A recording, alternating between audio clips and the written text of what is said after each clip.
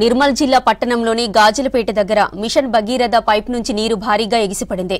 రహదారి పక్కనున్న air wall ను గుర్తు తెలియని వాహనం ఢీకొట్టింది. దీంతో మిషన్ భగీరథ నీరు వృధాగా పోయింది. భారీగా ఎగిసిపడ్డ మిషన్ భగీరథ నీటితో వాహనదారులు తీవ్ర ఇబ్బందులు పడ్డారు.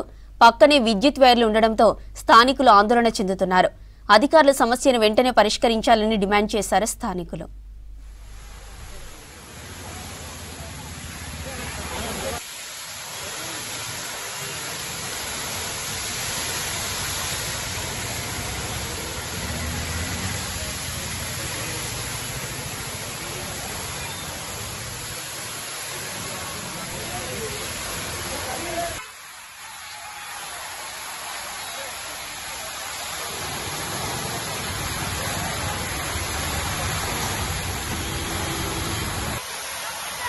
कर रहे